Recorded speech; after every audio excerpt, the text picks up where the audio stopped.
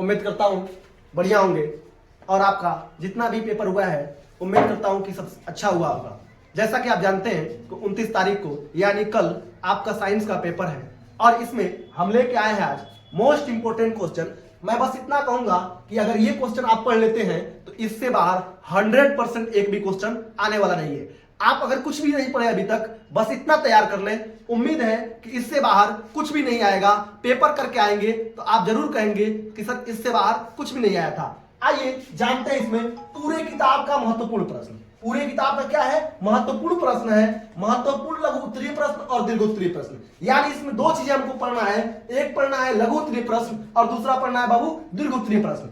अगर इतना कर ले, यानी जितना मैं इस वीडियो में पढ़ाने वाला हूं इतना कर ले तो 70 में 70 100% इसमें एक भी क्वेश्चन एक भी नंबर कटने वाला नहीं है। आइए जानते हैं इसमें हम क्या पढ़ेंगे। रासायनिक अभिक्रिया समीकरण ये चैप्टर हमको पढ़ना है। अम्ल क्षार एवं लवण ये चैप्टर पढ़ना है। धातु धातु पढ़ना है। कार्बन एवं उसके यौगिक पढ़ना है। जैव प्रक्रम पढ़ना है। नियंत्रण एवं समन्वय पढ़ना है। जीव जनन कैसे करते हैं ये पढ़ना है। अनुवांशिकता पढ़ना है और प्रकाश का परावर्तन पढ़ना है। मानव नेत्र पढ़ना है। विद्युत धारा पढ़ना है और विद्युत धारा के चुंबकीय प्रभाव पढ़ना है। एक तरह से कहे तो पूरे किताब का महत्वपूर्ण प्रश्न क्या करेंगे बाबू हम इसमें पढ़ेंगे। तो इसको बिना स्किप किए सभी क्वेश्चन को एक बार ध्यान से देखेंगे कि पूरे किताब का महत्वपूर्ण प्रश्न पढ़ने वाले हैं। आइए प्रश्न को देखते हैं। आप अपने कॉपी से आंसर को देख लेंगे। उम्मीद करता हूं आप पढ़े भी होंगे। तो पहला क्वेश्चन, उष्माक्षेपीय एवं उष्माशोषी अभिक्रिया का क्या अर्थ है उदाहरण से समझाइए। Very very most important. दूसरा है निम्न पर टिप्पणी लिखिए, यानी संक्षारण पर और विकृत गणिता पर हमको क्या करना है बाबू टिप्पणी लिखना है। तीसरा उदासीनीकरण अभिक्रिया क्या है उदाहरण लिखिए। चौथा अम्ल क्षार एवं लवण की परिभाषा तथा उदाहरण लिखिए। बेकिंग सोडा बनाने की विधि, भौतिक गुण, रासायनिक गुण तथा उपयोग लिखना है। पांचवा क्वेश्चन है छठा विरंजक चूर्ण बनाने की विधि, भौतिक गुण, रासायनिक गुण और इसका उपयोग लिख लेना है। ये सभी क्वेश्चन आप पढ़े हैं और इससे पहले यानी नेक्स्ट वीडियो में इस सभी क्वेश्चन को हमने पढ़ाया हुआ है।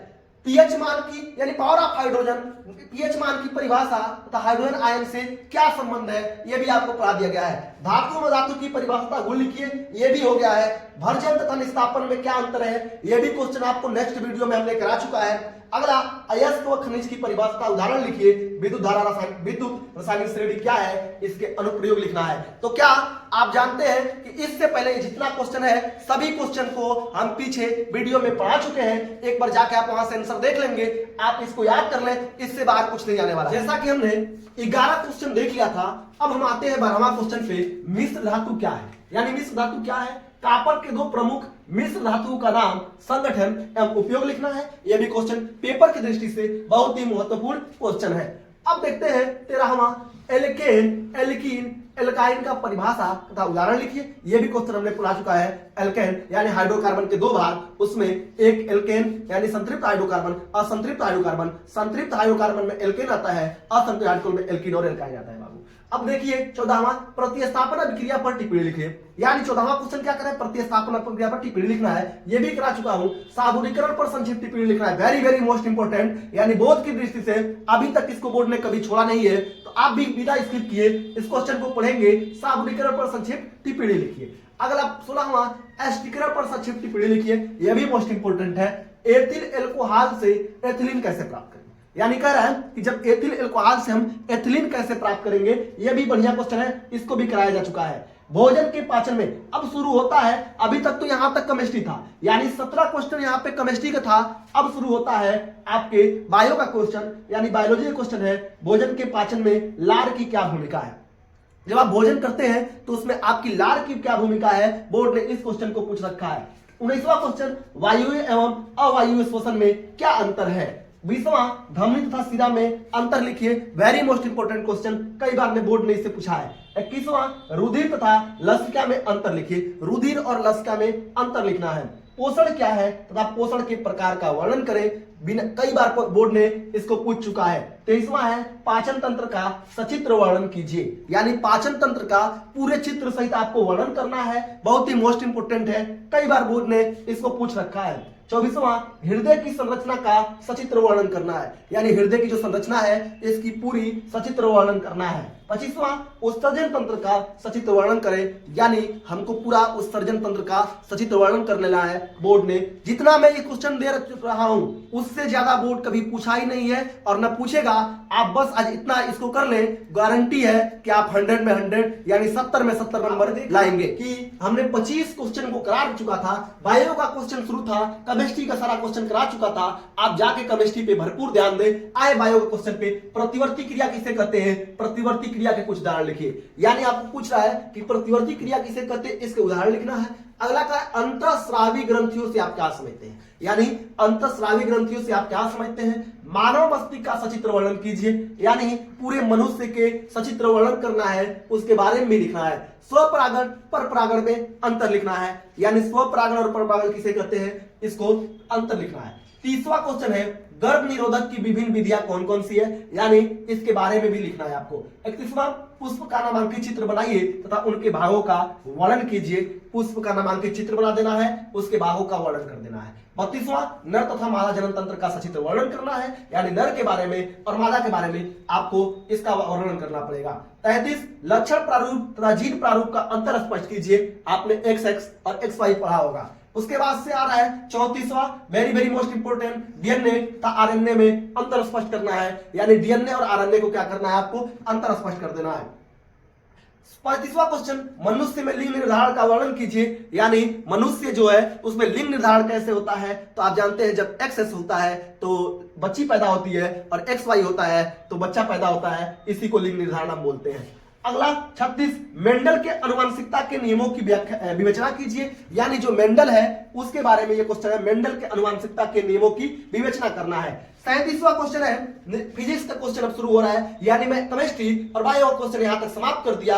अब आ रहा है फिजिक्स का क्वेश्चन निकट दृष्टि दोष क्या है, कारण तथा निवारण बताइए। यानी निकट दृष्टि दोष किसे कहते हैं, इसका कारण आपको बताना है और साथ ही साथ क्या बताना है, निवारण, यानी कैसे ठीक होगा, कैसे होता है और फिर कैसे इसको ठीक करेंगे।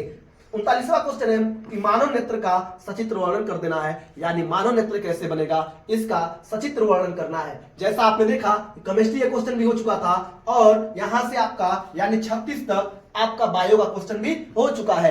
अब हम 37 से शुरू किया है कि निकट दृष्टि दोष क्या है, इसका कारण और निवारण, फिर दूर दृष्टि दोष क्या है, इसका कारण और निवारण, यानी ये कैसे होता है, क्या कारण है कि होता है और कैसे इसको ठीक करेंगे, यानी निवारण क्या है। मानव नेत्र का सचित्र वर्णन बनाना है। अब हम फिजिक्स का क्वेश्चन देख रहे हैं। देखा कि हमने अभी तक 39 क्वेश्चन यानी 39 क्वेश्चन हमने कर चुका है, यानी उसमें आपका केमिस्ट्री का 17 क्वेश्चन था, बाकी बायो का था। अब हम क्या कर रहे हैं, फिजिक्स के क्वेश्चन को देख रहे हैं। तो फिजिक्स के क्वेश्चन में 40वां क्वेश्चन को हम देखेंगे कि वर्ण विक्षेपण क्या है, उदाहरण देकर समझाइए वर्ण विक्षेपण क्या है। और यह भी क्वेश्चन आ सकता है कि वर्ण विक्षेपण में सबसे यानी रंगों के बारे में भी क्वेश्चन आपसे पूछ सकता है। अगला है 45वां विद्युत प्रतिरोध का क्या अर्थ है, यानी विद्युत प्रतिरोध का क्या अर्थ है। धातु का ताप प्रतिरोध किन किन बातों पर निर्भर करता है, यह भी बोर्ड के हिसाब से बहुत मोस्ट इंपोर्टेंट क्वेश्चन है। 42वां क्वेश्चन है वाट की परिभाषा दीजिए, यानी वाट की परिभाषा क्या है, 1 किलोवाट घंटा या जूल में क्या संबंध है। पूछ रहा है कि वाट की परिभाषा आपको दे देना है और 1 किलो घंटा या जूल में संबंध आपको बताना है। नेक्स्ट क्वेश्चन है 43 ओम के नियम क्या है। बहुत ही बार इस क्वेश्चन को बोर्ड ने टार्चर किया है कि ओम का नियम क्या है, यानी ओम के नियम के साथ साथ ही यह कहता है कि ओम के नियम को सत्यापित करिए। क्या करिए, सत्यापित करिए। 2 नंबर में पूछ देता है, या कभी कभी जब पूछेगा ओम का नियम क्या है, इसको सत्यापित करना है तो आपको 4 से 6 नंबर में भी देखने को इसको मिल जाता है। तो आइए देखते हैं कि ओम के नियम क्या है। क्वेश्चन को आप जरूर देखेंगे, बहुत ही मोस्ट इंपोर्टेंट है। ओम का नियम क्या है, सत्यापन से समझाइए, यानी इसको आपको प्रूव भी करना है, प्रूव करके एक्सप्लेन करके क्या करना है, समझा देना है। ओम का नियम का काम हो जाएगा। अगला 44वां क्वेश्चन श्रेणी क्रम में प्रतिरोध को किस प्रकार जोड़ा जाता है सूत्र सहित स्थापित करना है। यानी ये क्वेश्चन है बहुत ही मोस्ट इंपोर्टेंट है कि श्रेणी क्रम में कैसे प्रतिरोध को जोड़ा जाता है। आपको क्या करना है, तो सूत्र का सत्यापन भी करना है, यानी जो सूत्र है इसको सत्यापन भी करना है और कैसे श्रेणी क्रम में इसको जोड़ा जाता है इसको भी बताना है। 45वां क्वेश्चन है, यानी 45 नंबर का क्वेश्चन है, समांतर क्रम समायोजन के सूत्र का सत्यापन कीजिए। जहां आप श्रेणी क्रम पढ़े होंगे उसी के नीचे आप समांतर क्रम भी पढ़े होंगे, तो श्रेणी और समांतर क्रम दोनों एक दूसरे के विपरीत होते हैं। आप दोनों को क्या किए होंगे, अच्छे से क्लियर किए होंगे। अगर नहीं किए हैं तो आप जाके अभी भी मौका है, रात में इस पूरे क्वेश्चन को पढ़े। इससे ज्यादा बोर्ड आज तक न कभी पूछा है और न ही पूछेगा।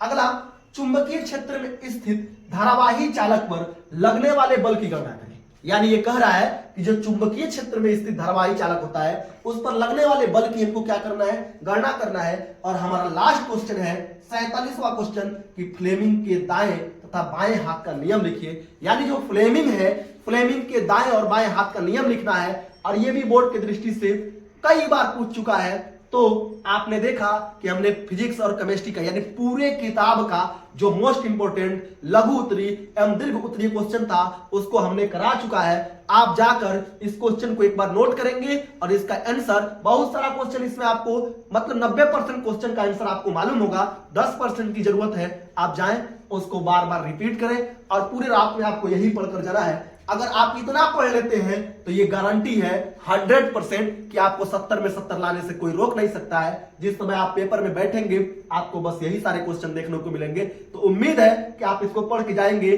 पढ़िए और पूरे 70 में 70 नंबर लाइए। जय हिंद, जय भारत।